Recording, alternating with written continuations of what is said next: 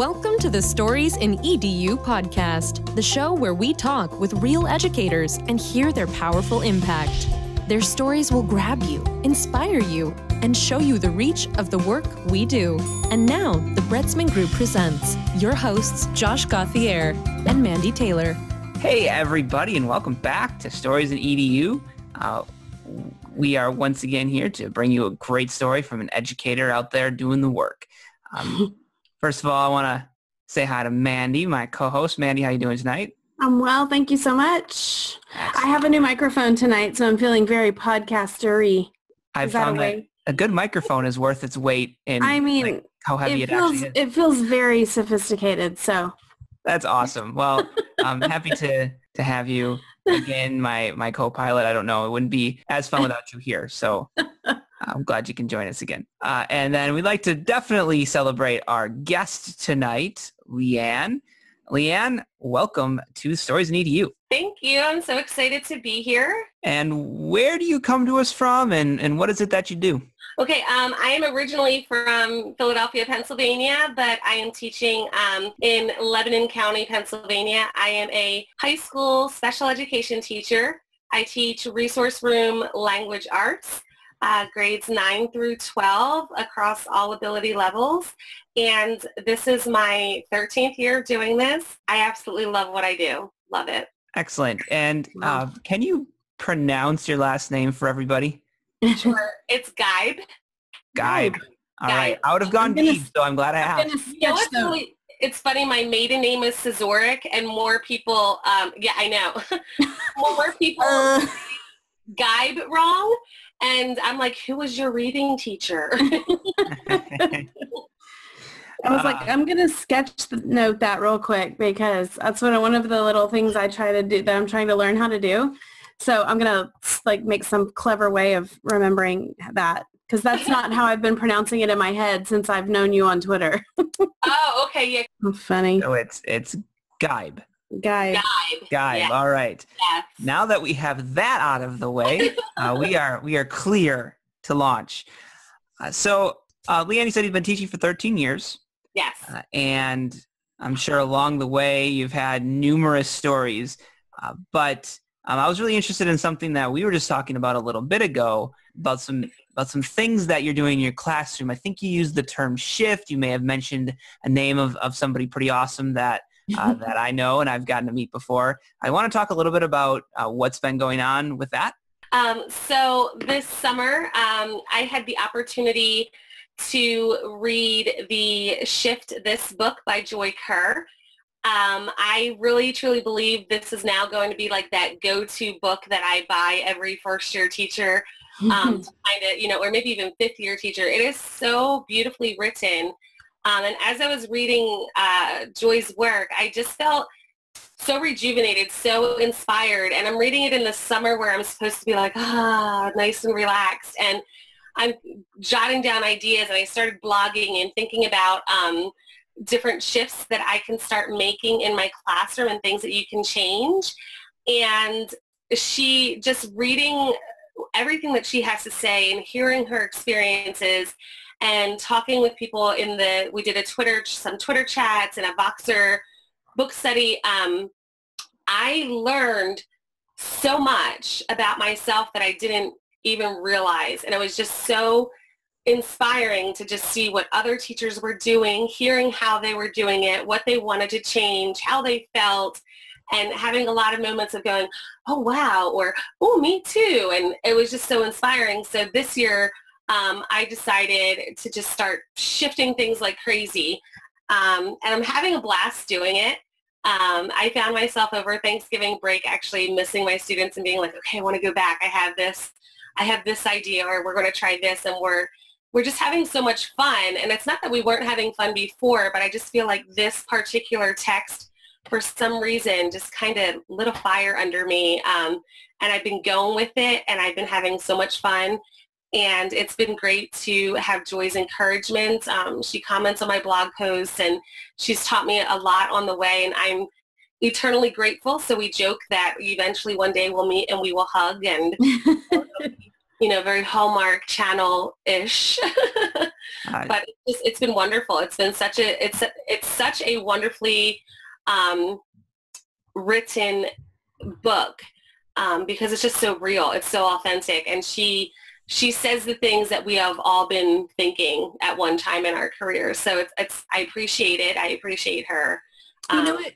One of the things you said, I wrote down, is you said, I just wanted to get back in there. We're going to try this, and then we're going to, and that idea of trying and that kind of, let's just see, let's just try, let's see, it's very popular thinking right now with, everything with STEM education, with, there's a lot of things going on. We're like, well, let's try it. And then, with growth mindset, and then it's going to, but as teachers, I feel like that's kind of what we always do, but we don't always document it or reflect on it. Right. In the moment, I try something and then I'm like, you know what, next time that transition took too long, I'm going to try it this way, or but we don't celebrate the fact that that's really intense reflection that we do. And sometimes it's in the shower. Sometimes it's when you're, trying to go to bed at night and you can't. And then you're like, tomorrow I'm going to do it this way.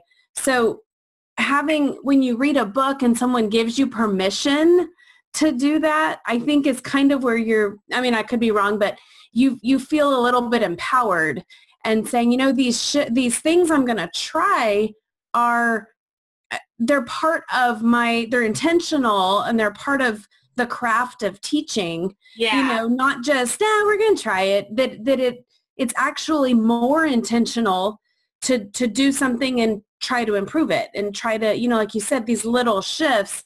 It's not that it's haphazard. It's actually more intentional to try something and learn from it. And it's neat to realize letting go of the control is not necessarily a bad thing. That does not necessarily mean that there's going to be chaos in the classroom. And I'm also learning that failing is totally okay, and the kids love it. So when we're messing something up and then we have to redo it, the kids love seeing that I've messed something up, and how do I fix it? And making my students even more a part of the conversation of my teaching, and not thinking that I have to be absolutely perfect. It has to be this, absolutely wonderful lesson. And it's just interesting how some of the shifts have come along. I think I was talking to Jason or Kenny from Personalized PD, but I posted a video on Twitter a while ago of my kids doing this activity with those red Solo cups, and they had to find this little eraser that was under there. And the focus was I wanted them to pay close attention to what cup this eraser was under. And I tied that into our lesson as how you have to pay very close attention to what an author is saying. And I would have never thought of that idea. That idea came from the fact that I was running late that morning and I was looking all over the dining room table for my chapstick, and it was under a cup. And I was like, And I was like, it was one of those things where I'm thinking, I just saw it. Where is it? Got to find my chapstick. Going to be late. And I'm rushing out the door. I have it. And I'm like, interesting, cup. And then by the time I get to work, I'm like, you know what? I'm going to shift this lesson. And the kids were just kind of like, why are we playing cups, Mrs. Geib? And I'm like, just go with it, okay? And they loved it, and it was a lot of fun. So it's just been, she's really, her work has really inspired me to say, you know what, hey, it's okay to try things on the whim. It's okay to put more trust in yourself and more trust in your students, and it's okay to fail. And we've been failing and we've been succeeding, and it's been awesome. It's been wonderful. That's great. That is really good stuff, and I love that idea about these little shifts, just making little changes, these incremental changes, reflecting on it, and going from there. Mm-hmm. I would like to dive a little deeper into that, because I think if I'm a listener out there and I'm hearing, okay, I need to shift. Okay, that's wonderful, and obviously they should read Joy's book because it's great. But could you go into maybe a little more detail on, okay, what's something you were doing before that you've shifted and that you've seen some positive results from, that if I'm listening and I'm teaching ELA as well, my wife's actually a middle school spec ed teacher who's teaching ELA right now this year. thinking, what kinds of things should she learn from you about the shifts that you've made? And I think that would be really cool to hear about some more specific things like you just mentioned with the eraser lesson. Like, what was the lesson before and how did it become the eraser lesson? Okay. So I've been letting it go. I've just been going with the flow and really just paying attention to what it is my students are feeling and their body language, and having more open dialogue about what they're feeling and what they're thinking, their metacognition, and kind of going from there, and just watching and seeing what it is that they need. So we're having a lot more. We were always very open, and I tell my students that they need to be respected by me. I don't demand their respect. I hope to one day earn it, but they need to know that I'm going into this respecting them, understanding that they're going to struggle, that their IEP is not to be a crutch, that we have to work 10 times harder, and we're just having more dialogues, and I'm giving them more control. So some of the shifts that I have done is tests, for example. They are taking part in designing part of their assessments.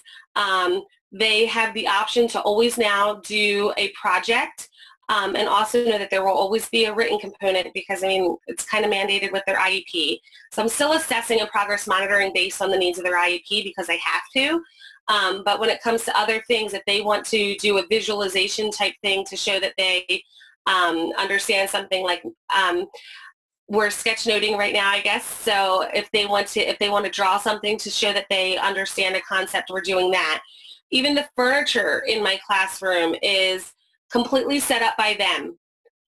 So they came into school and they saw it was set up differently. First of all, there's no teacher table at the front, so everything is theirs. And I say, hey, do you like how this is set up? And they're flat out on us and have told me no. So we've had the tables arranged in like a G and E. We've had rows. Right now we have three different groups of tables. When we've done centers, I've asked the kids, hey, do you want to do 2, 3, or 4? We tried 4. We totally failed. We hated it. 4 was too many. 3 was, it was tight, and they preferred bouncing back to 2 centers, and now we're moving it to 3. My classroom decorations, I have a small area on my board for the essential questions, but everything else is their decorations. It's their work. Everything's being done by them. So it's small shifts in that area and just building more and more on their interests. So I'm taking the skills that I'm teaching them that need to be taught regardless, and I'm making sure that I hone in on those skills, but also bring in their interests to the equation, bring that to the table as well. So if a student is struggling with summarization and they really like diesel technology and diesel trucks, then I'm saying, okay, you're going to go and you're going to find that diesel thing that you're interested in, and we're going to put this all together. So I'm giving them more control, and I feel that they appreciate that control because for so long, my students have been told everything that's wrong with them, everything that they can't do, that they're not reading on grade level, that they're not comprehended on grade level, that their writing is not good. And they're tired of hearing it, and I'm tired of hearing people say it to them. So I'm judging my students, and I always have, and I always will, based on their character, and they're defined by who they are and what they can do, not just by this big stack of papers known as their IEP, which is important. Their IEP is important, but they need to know that they are more than that stack of papers. So they help me make the shifts. So, I don't know if that answers the question or not. I kind of rambled, but no, not at all. Like, so you too said letting go of control isn't a bad thing. No. I think for so long, and even, this is my 20th year in education, and even in that 2 decades, the posture of teachers has changed. Yeah. Some, and the expectation for your role in the classroom, I view it as really has become more of a facilitator, as opposed to a giver of all the knowledge, that especially as our society changes, that kids, we've had to adapt so that we can provide the most current, education for our kids. And a lot of what you're saying is reminding me of Learn Like a Pirate by Paul Solars, I think is how you pronounce it. And when I read that book, it was really just talking about student ownership and how empowering that must feel to kids who, especially kids that are close to the end of their public education, that I work with elementary kids. And so I can, I see, our fifth graders are the most restless because they're the most ready to make this big change. Yeah. And, you're talking about working with kids that are in high school and how empowering it must feel for them to have some control. I think teens want to feel that as much as possible, and how liberating that must feel for them in that space. And we joke too. I teach a lot, definitely with love, but with humor. And I tend to say that I'm fluent in English, humor, and sarcasm. So, and it's always interesting too, especially with my kids on the autism spectrum, where my students will say, "Is that your sarcastic tone?" And I'm like, yes, it is. But I think for so long they have been told everything that they can't do, that I celebrate so much that they can do.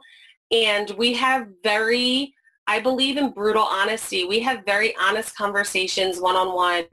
And we have these discussions of, hey, this is where you are now. This is where I would like you to be. And we have this conversation of how my goal is to kick them out. And they laugh about it. I'm like, you should not be in here. You're smarter than that. And they're like, oh, I don't want to leave. And actually today, one of the kids had come in during class. It was his lunch, but I was teaching. And he just come in and he had just given me a big hug and he left. And they said, oh, who was that? And I was like, oh, yeah. I was like, that was Bryson. And they're like, oh, he was in here before. He's in one of those smart classes. I'm like, yeah. But they like come by. But like the kids, they have been in the resource room for so long that from the very first day of school, especially as ninth graders, they think it's like a life sentence or a negative thing. And it's not. We know that there's something that we all stink at. And, everybody has something that we all need to work on. So we work on it and we confront it head on. We don't sugarcoat it. We talk about what we're feeling. And we're being more honest about that. So I think that's helping. Wow. That is really cool and inspiring stuff. And I really, really just love all of that, the pro-student message that you have overall. And I know I said back, before we started recording that, you didn't have to like have a message, but you totally did. Like you really were your voice that like you care about the students, and it's not just like I care about them, I want them to be successful, but like you really care about them. I do. Years ago, this was like a tearjerker moment, but I went through years of infertility. And I never told my students, I kept that very private. And when I found out that I was pregnant with my son, one of the things that a student I had, his name was Brandon, told me, he said, Mrs. Geib, we know you're having this boy, but just please remember that we were your sons first. And I was like, baby. I was like, oh, pregnancy hormones, and it's been so, like, I have this distinct honor to watch these kids come to me as kids, and then they leave as young men and young women, and they're confident in themselves. And I mean, if there's no blessing greater than that feeling, that feeling of joy to know that you have made a difference, whether that person is calling you Mrs. Geib, or if it's my children calling me mom, or even sometimes my students slip and that happens, and that's cool. But my kids we're very honest with each other, and they even know about the shifts. So I've told them, like, hey, look, I found some things that I suck at apparently, and I want to make it better. And they're like, oh, what are you doing? I'm like, well, do you see a teacher table? And they're like, no. And I'm like, yeah, free reign, guys. Let's make this happen. What do you want? And giving them that control has boosted their confidence, and I feel that it's really boosting their performance and their work ethic as well. there's something magical happened there. I don't know if, what's going on, but it's cool. I like it. Awesome. Exceptional. Leigh Anne, it has been a pleasure to have you on the podcast. Yay! Yes, thank you. And just hearing your stories, I'm ready to go back to school tomorrow. I know it's Friday and everybody's excited for the weekend, but I'm excited. I love it. I love what I do. I could not be more blessed to work with the students that I work with and the individuals that I work with in my district. It's just, I'm very lucky, and I don't take that for granted at all. Excellent. Excellent. Well, I hope that lots of teachers hear this, and I think they can be reinvigorated by, the experiences that you've told us about tonight. So, being that we're at the end, we have a little tradition here. We do a quick little round of the Game of Stories. Okay. Personalized PD Game of Stories. Bretzman Group created these cards, and there are 52 different prompts, just ways to get educators talking to one another. They're great for staff development. They're really fun at ed camps or different conferences. So we greatly enjoy these, and they generate some good discussion. So to wrap up here, try and go real quick. We are going to just pull one of these cards, and everybody's going to have a minute to give an answer to it. So here we go. Are you ready? Yes. Mandy? Yes, I'm ready. Who goes first? I feel like, is there a buzzer like Big Bucks, No I Amy? know. I was actually looking, but that's his microphone. Yeah, we'll work on that. We'll work on the buzzer. All right.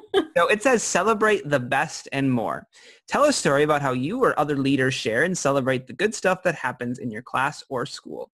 How do you find ways to recognize exceptional work or progress? Do you give old trophies, selfie opportunities, or other silly, simple options to showcase the greater good? We will let our esteemed guest go first. Leigh Anne, the floor is yours. Okay, so my students get a kick out of it if they can go on my wall. So we take selfies, and I'll print out a picture, and they could go on. Oh, I'm on Geib's wall. I also like to celebrate my students by just giving them like a shout out in another class period. We do something at school called Cougar Kudos, where they can be entered into a drawing for a prize. I also, I try to write my students letters from time to time of when I'm proud of them. Recently, I just gave a student a book of Tupac's poetry, and he's getting really into reading and writing rap. So I wrote a nice little message in there for him. And for staff-wide, we do this thing at our school called PAWS Pause, and it's Palmyra Award-winning staff. And what's funny is I never, ever get one. I don't think people know exactly everything that's going on in my classroom, but I like to give them instead. And it's just a way to shout out and say, hey, thank you for doing this, or I appreciate this act of kindness, something of that nature. But definitely for the kids, they love selfies, or they love it when they could do a filter with me on their Snapchat and put it on their story. So it's funny. You'd be amazed what a Jolly Rancher can do, even for the teenagers. You have no idea. Awesome. Good stuff. I do know. All right, Mandy. Well, it's funny, like she said, you have no idea what a Jolly Rancher can do. And I actually, when we were talking to Kenny last week, I said, I gave the teachers at my campus an Andy's Mint and said, call me and I'll come do a read aloud in your class between now and the holidays, just because I know this is a crazy time. And, and you would have thought I put $100 bill in each teacher's box. Like, I have had more positive feedback over that mint. A teacher stopped me in the hall and said, you didn't just give us a peppermint. You gave us the kind of mint that has chocolate on it. And I was like, wow. And I just kept thinking how sad, how heartbreaking that this has meant so much, that, and Kenny commented and he said, it's, I think it was in the Twitter chat on Tuesday. And he was like, that's because that's about it, and I'm at a campus that has a very high active parent involvement. Our teachers are well taken care of. We have nice PTA luncheons. We have, parents that really do celebrate the work that teachers do. But even then, just to have something, tokens. And I think bottom line, people want to be noticed. And so when you can notice something in some small way, I think that's really helpful. The other thing I do at our campus is we have started a campus hashtag.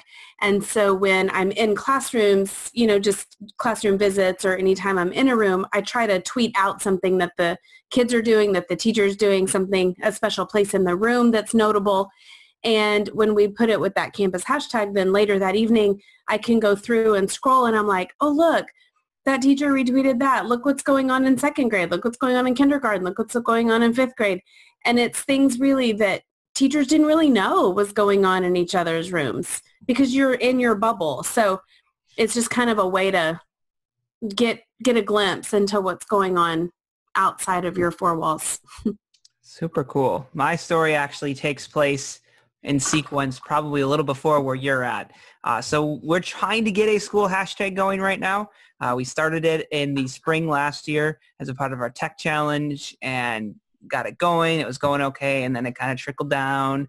And then at the beginning of this year, first week of school, my principal walks in. This is the intermediate school I work at for grades 5 and 6. He walks in and he throws some stuff at me, and it's a shirt, and it's a mouse pad, and it's a hat. And they all have Voyagers in our logo, which is our school mascot. And then we have the hashtag Redbirds Rock, which is the hashtag I created last year for us to use with the middle school and with the intermediate school. And so what we've done this year is that every week for the teachers who either tweet something or send me pictures to tweet or put on our website, they get entered in for a chance to win a shirt.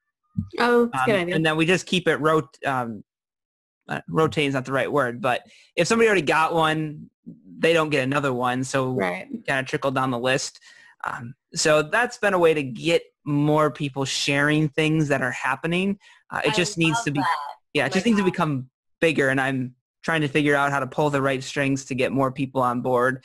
We still have a lot of people who, with Twitter, it's just not a thing that we're able to get them to yet, but I'm not giving up because, the value of being able to, like you just said, be able to look through at the end of the day and see, I don't know if I'm a 6th grade ELA teacher, what 5th grade science is doing. I have not a clue. And it would be really cool to know the other awesome things happening in my school because I'm so focused during the day on what I'm doing and just hoping to generate that. And then what a great story to share about our school on this hashtag. And then once that becomes more regularly filled, then I want to put that on our website. I just don't want to put it out there yet because we're going a week between tweets. That's looks kind of, yeah. So. Our hashtag, well, we have a PHS Cougar Pride or PASD Cougar Pride. And then our principal has set one called Eliminate Apathy.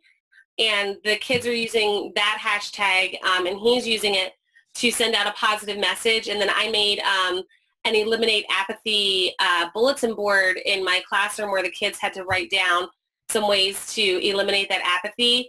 And some of them, some of the things that they have written on that because of that hashtag are totally going into my smile file. I make a smile file every single year. And it's just amazing what just like a simple tweet or a simple gesture as a mint can do to just perk a day up. So I just always make sure that when I'm walking down the hallway and talking to my colleagues that when I say, how are you, I really do want to know how they're doing instead of doing the, okay, good, fine, here I go, on the rushing way that we tend to be so busy. Because I just think teaching, whether it's your profession or not, it's still very personal at the same time for students and for professionals. So I love what your principal did for you with that story. That's awesome. That's so cool. We're trying. Everybody's a work in progress. That's my motto. Everybody is a work in progress. Yeah, life in beta. Yes. Yeah, it's been a great conversation with you tonight. I want to thank you. Taking some time to talk with us. Of course, we're recording at night, but you may be listening to this, at 5 a.m. So I'm so excited to hear this broadcasted back or whatever we have to do to iTunes and YouTube, and I think we're on Stitcher now. I know we got to get on Google Play eventually. So we're working on it. We're getting there. So it might even be on Google Play. I'll start spreading the word even more. This is amazing. It's just so nice that educators can come together. Absolutely. Last thing, you want to share where somebody could reach you if they want to ask more questions about your shifting this year? Sure. My blog is very simple. It's leighanneteaches.blogspot.com. It's Leighanne. And my name is Leigh Anne Geib. I am on Twitter, so it's Leigh Anne_Geib. You can find me on Twitter, and you can find the link to my blog there as well. And it's just been so much fun. So I would love to keep connecting with educators. I'm learning so much about myself, about others, about my students, and this has been such a blessed experience. And I'm enjoying every minute along the way, just reading the work of all these amazing educators and their tweets. And thank you guys so much for having me. I really appreciate it. Thank you for being here. Yeah. Thanks. So on behalf of Mandy and myself, thank you for listening, and we'll catch you on the next episode of Stories in EDU. Thank you for tuning in to the Stories in EDU podcast. Please be sure to subscribe and leave us a review. Until next time, thanks again.